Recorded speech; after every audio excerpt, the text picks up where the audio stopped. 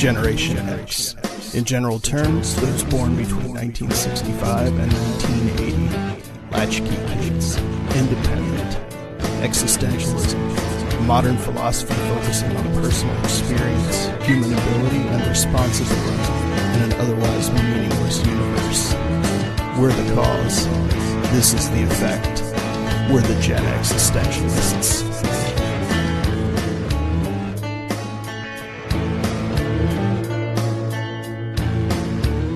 Welcome into the Gen Existentialists. My name is Scott. And I'm Bunny. And Bunny just uttered a phrase that is going to stick in my head forever. He said, huffing light bulbs. It's a cry for help. This whole program is a cry for help.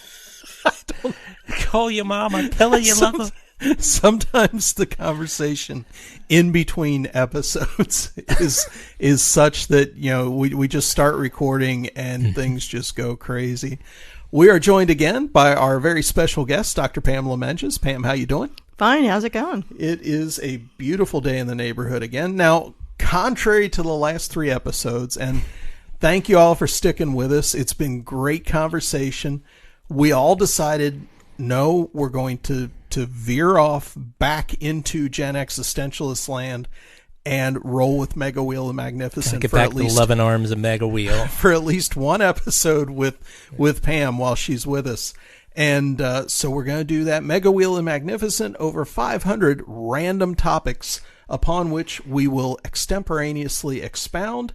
And I'm going to give Mega Wheel a spin. Pam, are you concerned? Are you worried about the topic that might come up? Or do you want to go first on this, or should Bunny go first? I'm here to learn. Okay. All right. So, no, we didn't take that one off before. It was, what is your Achilles heel? Yeah. It came up. I know I got rid of that last time. Yeah. It just won't go away. So spinning that's again. The Chinese spyware we were talking about the last episode. Fucking Chinese spyware. They want to know how much milk I have and where it hurts to push me. Yeah. Why does it hurt when I pee? Yeah. Tell me that, China. Okay. Here's our question. All right. What makes you feel unstoppable? What makes me feel unstoppable? I think I think there's that zone thing that everybody talks about. When you're in the zone, you feel unstoppable. But what gets you in the zone? What gets me in the zone is when I am flowing, when I don't even think. When I edit is a perfect example of this. This is why I still edit. Because the way my mind works is 1,000 points of light with lots of little spider webs run into them. A lot of little lines. None of them are connected. So that's why I like editing so much, because I'm taking hundreds of incongruous pieces of information and I'm weaving them together into something that makes sense to the viewer.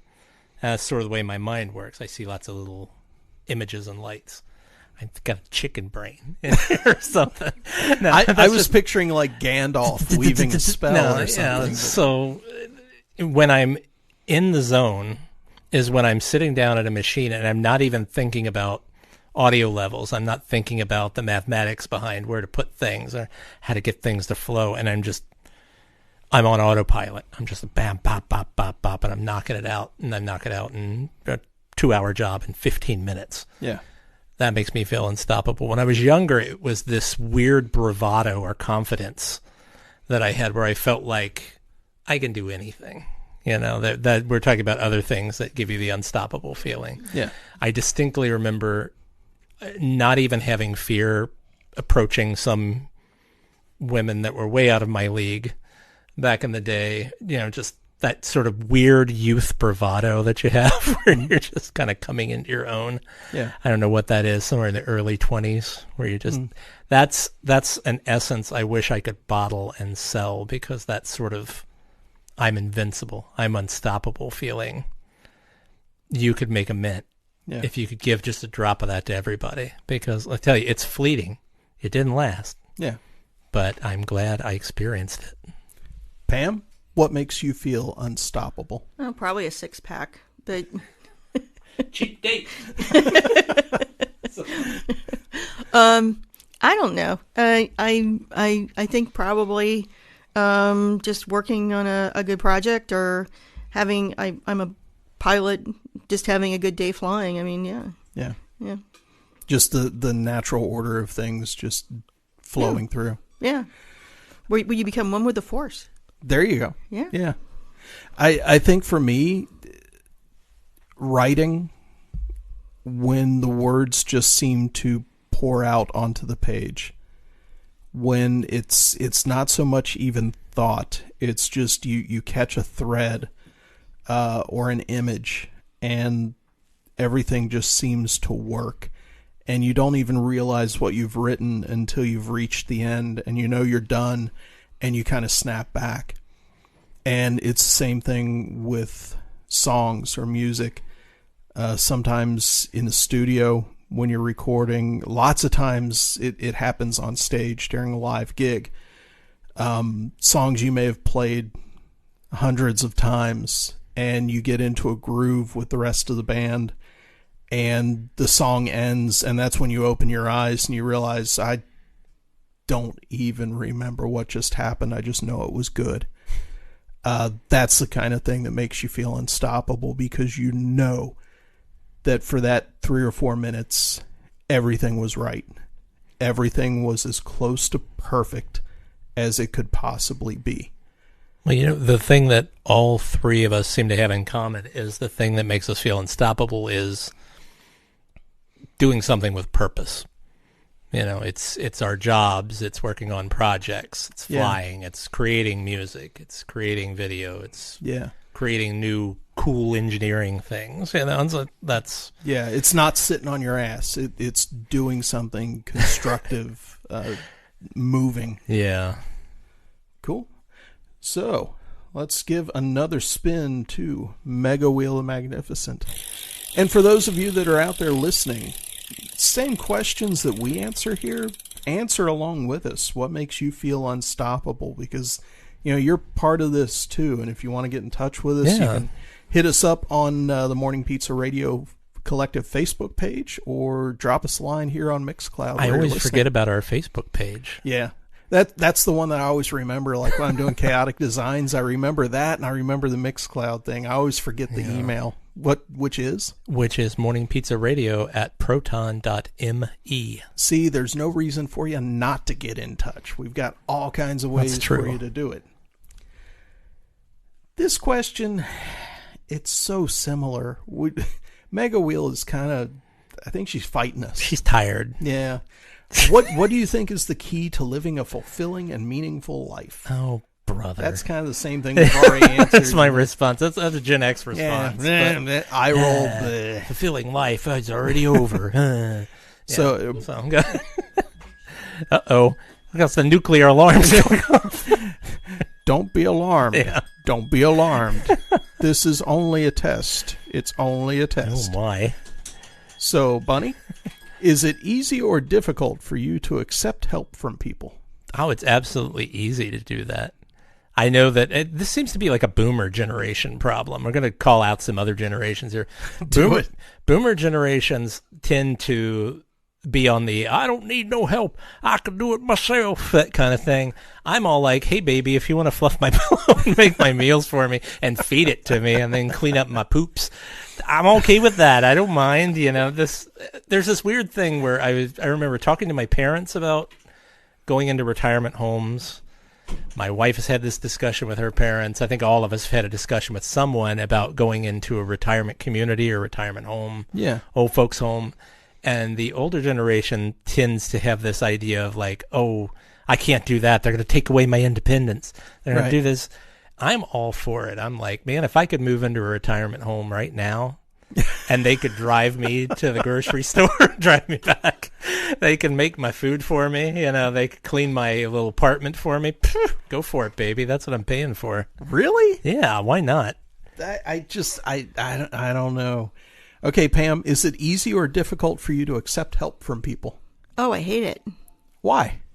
Because I like doing things on my own. I really do. Okay. Yeah. Well, and see, that's a different take. If you just enjoy doing things on your own, DIY, without help, that's a completely different take. Yeah, I'm not going to go to a retirement home. I'm going to get one of those little buttons that says I've fallen and I can't get up, or just buy the right kind of dog that'll eat me.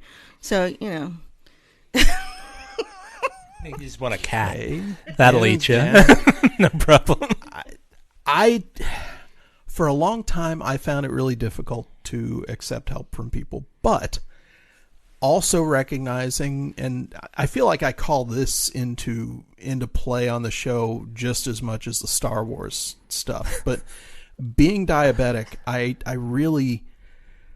don't have a choice but to accept help from other people sometimes. Be it my wife, coworkers, things like that. There are some times when I just need help. And being able to recognize that was one of those points, I guess, in my 30s where I went, fuck, I guess I'm an adult now. I'm okay with accepting help from people. But it was just one of those things. So it's still not easy, but I have no problem saying, hey, can you give me a hand with this at this point? Okay, so I think that's what's great about being a human. There's not a lot that's great about being a human, but one of the great things is that humans as animals are very prone to helping one another. It's one of the few animals out there that will go out of their way to help another one. You know, just either that or stand there filming what's going on their camera phone. Those are millennials. We were talking about other generations. Boom! Yeah. But let me expand that question to you. What is your reticence about having someone help you? You said that it's hard for you. Why is it hard for you? Because I don't want to feel like being diabetic is a disability. Is this a Catholic guilt thing? No. Okay, as we were talking about at lunch, my mom's one great regret in life is that she didn't send me to a Catholic school growing up. But well, that's your problem. No, yes, yeah. No, it's that I don't want to feel like it's a crutch. And because literally, being type 1 diabetic, when I apply for jobs and they ask, do you have a disability that we need to know about? I can honestly say yes, because diabetes is listed as a disability. I often answer that question no, because I don't consider it a disability. It's a condition I have that sometimes requires a little bit of, I'm going to test my sugar a couple times a day at work. If you've got a problem with me taking the minute and a half it takes to do that, yeah, I probably shouldn't be working for you. But it's one of those things where I don't want to feel like I'm using people as a crutch. I don't want to feel dependent on other people, and I don't want people to feel like they have to look out for me. I don't want to be that guy that, special consideration for jack-off over there that's got diabetes. I don't want to be that. Good old jack-off. Yeah. It's just one of those things. So that's why I'm reticent to ask for help, even though I know sometimes I need it. Well, sometimes you have to. You don't really have a choice. Yeah. Exactly. Yeah. I just have this very independent kind of who I am. And then, Well, and I think all three of us do. Mm-hmm. I think it's part of being a creative person. It's part of being an intelligent person. You tend to, I don't need anybody. I can do this on my own. But at the same time, I recognize, for instance, I'm not a plumber. Sure. If something goes wrong with the toilet upstairs, most likely we're going to call a plumber, because plumbers are highly trained specialists. They get paid good money to do this work. And what a plumber could do in 10 minutes, if I tried, would take me days. Hey, so here's the way to look at that. I know a lot of guys, they get into this like macho thing of like, can't have somebody, I should be able to DIY it myself. Give me my monkey wrench. This whole thing. My thing is, it's symbiosis, baby. It's like, that's how that makes the world go round. There's plumbers in this world. They need work. I'm a guy. I've got some money. You could do some plumbing work for me, and you get money, and your family will be happy, and I'll be happy because I can poop. And it's all. It makes the world go round, just like the toilet. And if the plumber needs a commercial shot for his company, I can do that. I have offered to do that. Nobody takes me up on this offer of like, cut my bill a little bit. I can, cut you a commercial. Blah blah blah. No problem. I don't know. I'm sorry, son. I've seen where you poop. I'm not interested in working with you. Tell you. Can you make the toilet water go around the opposite direction? I'll cut you a commercial. Yeah. I wonder if that would work. Yeah. All right, let's give Mega Wheel the Magnificent another spin and see what kind of wonderment she provides. And I'm telling you, the face you put on the wheel is just horrifying. Delicious. Just terrible. There are vast tracts of skin. Oh, that's stupid. We're going to spin the wheel again. The question, just so you know, was, are you very close to anyone in your family? Like, what the... They're all dead. Sorry. Okay, this is a good one. This is a good one. Do you think your personality matches your current job? Yes. Do you really? Mm-hmm. Why? Why? Because what I need to do with people is I need to talk them off the ledge. And a lot of times, a little humor and a little charisma will go a long way when dealing with people who are in a panic about something that they don't know how to do. It's like I'm a plumber for your video. It's like I'm a plumber for your corporation. I'm like, what do you call it? I have no idea at this point. You know, people are panicking because they don't know how to do a video presentation. Right. They don't want to learn. They think, I can get my little nephew to do it. He's got an iPhone. He'll make it for me. Your little nephew sucks. I mean, your little nephew's not trained. But we've your got little all nephew's the got video. the attention span of a gnat. Can't you turn this into something good? Yeah, make me a TikTok. Get me on the TikToks. Yeah, so my job is to take all this mess that some higher up has dumped on you, expecting you to do a good job and make it all better. I keep telling people, you have a fantasy, and I am your bridge to reality. Because I'm a megalomaniac. No, it's this, I can help you take that idea that you've got in your brain and make it happen. That's my job. I'm a tool. So much to speak. But just ask the ladies. There you go. So there you go. That's why I think it works. Okay. Well, on that subject of video stuff, now they want you to do one-way interviews now for a lot of high-level jobs, which is the worst experience I've ever had in my life, because Apple doesn't have a decent camera on the computer, and I looked like the Stay Puft person, and I think it's just the height of arrogance on the part of people who are recruiting you when they just say, we want a one-way interview, answer these questions, and perform for us. Yeah. That's them being lazy. They don't want to actually put the man hour, woman hours, person hours into A Zoom meeting. Doing it. Yeah, and actually tying up time. But if you ever need help with that, I'll give you my business card. I'll help you out. That's what I do. Yeah. The whole one-way, I'm all about alacrity when it comes to this stuff. Well, the whole one-way interview thing just kind of strikes me as odd. But what also strikes me as odd is doing a kind of a Teams or a Zoom interview with someone where they don't turn their camera on. Oh, well, yeah. Like that for some reason, it really bugs me, because typically if I'm in a meeting or something and like that, my camera's on because I want you to be able to see my reactions. And oftentimes that's what generates responses. Like people will say something and I'll be like, what? And I'll go, okay, I saw Scott kind of raise his eyebrows at that. This is what I'm talking about. I'm like, great. Yeah, I didn't even have to ask a question. You knew what I was getting at, that didn't make sense. Well, here's the other thing. A lot of the technology we're using today reminds me of like the old movie technologies.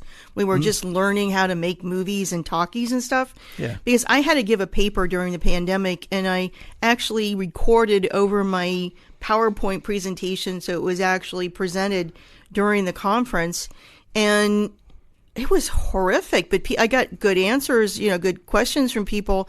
But at the same time, we just don't seem to be very, very good at using the technology yet. No, I agree. And I did that 2 years ago. I gave a seminar at a big web-based safety conference. And I had to pre-record it for the PowerPoint. And Bunny helped me with it. And it turned out really well, but at the same time... Yeah, well, I knew that I wasn't I'm everybody's bunny. Just give me a call. I knew I wasn't going to be able to do it and make it decent on my own.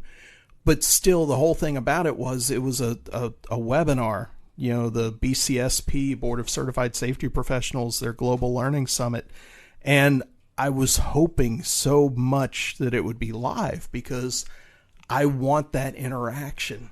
It was web-based, but if it had been a live presentation, people could, respond immediately, throw up questions that you could respond to. And one of my major clientele, or clients, should I say, is for webinars, for instructional purposes, for continuing education purposes and all that. And you'll never understand how often I hear people complain about the same thing you are, where it's like, I want to do it live. Problem is, when you do it live online, this is what a lot of people do now.